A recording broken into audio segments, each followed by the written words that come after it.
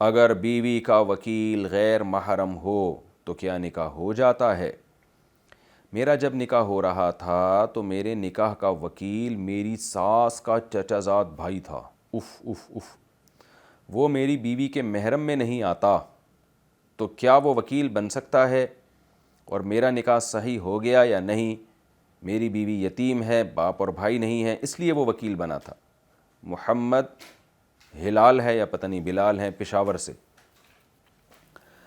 جناب بلال یا ہلال میرا خیال ہے لکھا ہوا ہے، محمد ہلال صاحب، نکاح تو ہو جائے گا چاہے کوئی بھی وکیل بن جائے، لیکن غیر محرم کو وکیل بنانا یہ نامناسب عمل ہے، حیا کے خلاف ہے۔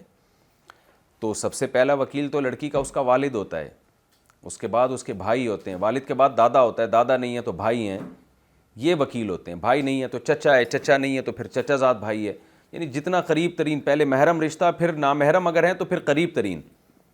تو بلا ضرورت کسی نامحرم کو وکیل بنانا یہ حیا اور شرم کے بہرحال خلاف ہے۔ رسول اللہ صلی اللہ علیہ وسلم نے فرمایا البکر اذنھا صماتھا، جو کنواری لڑکی ہے نا، جب اس سے نکاح کی اجازت لی جائے گی تو اس کی خاموشی ہی اجازت ہے۔ کیوں؟ اس لیے کہ شریعت نے اس کی حیا کی لاج رکھی ہے۔ کنواری لڑکی کو نکاح کے موقع پہ قبول ہے بولتے ہوئے شرم آ رہی ہوتی ہے بعض دفعہ۔ تو آپ سوچئے کہ جس لڑکی کو اپنے باپ کے سامنے قبول ہے بولتے ہوئے حیا آتی ہے، اس کو آپ نامحرم کے سامنے قبول ہے کیوں بلوا رہے ہیں؟ تو اور زیادہ حیا کے خلاف ہے نا۔ تو شریعت باپ کے سامنے قبول ہے بولتے ہوئے اس کی حیا کی لاج رکھ رہی ہے کہ بھئی زبردستی سے، زبردستی کا مطلب یہ لفظ نہ نکلواؤ، یہ خاموش ہے تو یہ خاموشی اس کی علامت ہے کہ یہ اس نکاح پہ راضی ہے۔ راضی نہ ہوتی تو بول دیتی بھئی میں راضی نہیں ہوں۔ تو جس شریعت نے اس کی حیا کی اتنی لاج رکھی ہے، آپ اس کو کیسے مجبور کر رہے ہیں کہ بہنوئی اس سے جا کے اجازت لے رہا ہے؟ بھائی وہ بہنوئی اس کا کیا لگتا ہے، کزن جا کے اجازت لے رہے ہیں اپنی، جب بھائی موجود ہیں، باپ موجود ہے، تو معاشرے میں اس رسم کو ختم کرنے کی ضرورت ہے۔ میں تو چونکہ نکاح پڑھاتا رہتا ہوں تو مجھے پتہ ہے کہ لڑکی کے وکیل کبھی بہنوئی بنا ہوا ہوتا ہے، کبھی جناب اس کا کوئی اور بنا ہوا ہوتا ہے، تو نامحرم رشتے بنے ہوئے ہوتے ہیں۔ تو یہ مناسب نہیں ہے، بالکل حیا کے خلاف ہے۔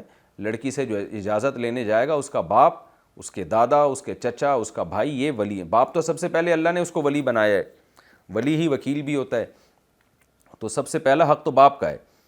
تو لیکن مجبوری تھی، آپ کی بچی یتیم ہے تو ٹھیک ہے، کوئی حرج نہیں ہے، مجبوری کے حکام الگ ہوتے ہیں، لیکن نکاح بہرحال ہو گیا ہے، چاہے محرم ولی بنے، وکیل بنے یا نامحرم وکیل بنے، اس سے کوئی فرق نہیں پڑتا۔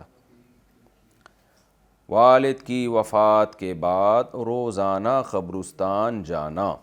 میرے والد کو کے انتقال کو 8 مہینے ہو گئے ہیں، میں روزانہ قبرستان جاتا ہوں، وہاں جا کر سورہ یاسین وغیرہ پڑھتا ہوں، تو کیا روزانہ وہاں جانا بدعت ہے؟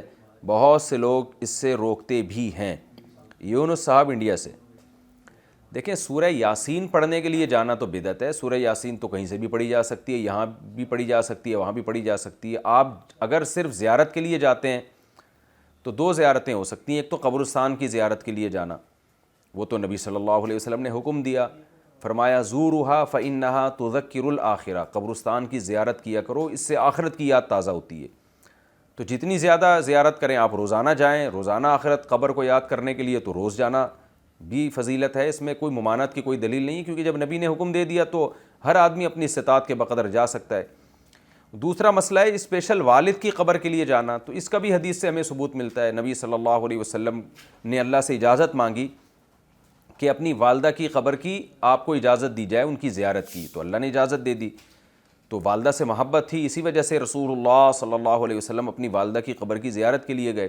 تو انسان کو جس سے محبت ہوتی ہے، ظاہر ہے اس کی ہر چیز سے محبت ہوتی ہے، تو والد سے اگر آپ کو محبت ہے تو ان کی قبر کی زیارت کا دل چاہتا ہے انسان کا، میں جا کے اپنے والد کی قبر کی زیارت کروں۔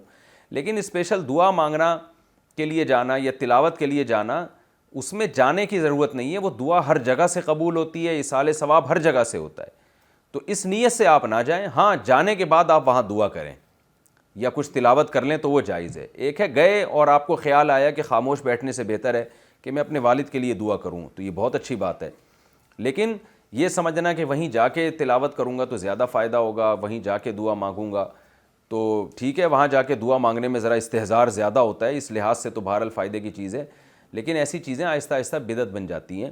تو اس لیے آپ روزانہ والد صاحب کی قبر کی زیارت کریں تو کوئی گناہ نہیں ہے، لیکن اس زیارت کی بیس والد صاحب سے محبت ہونی چاہیے.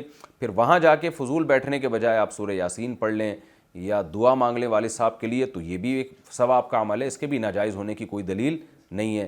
لیکن یہ کانسیپٹ کہ یہاں سے ثواب پہنچاؤں گا تو کم پہنچے گا, وہاں جا کے یاسین پڑھوں گا تو زیادہ ثواب ملے گا, یہ تصور 100% غلط ہے.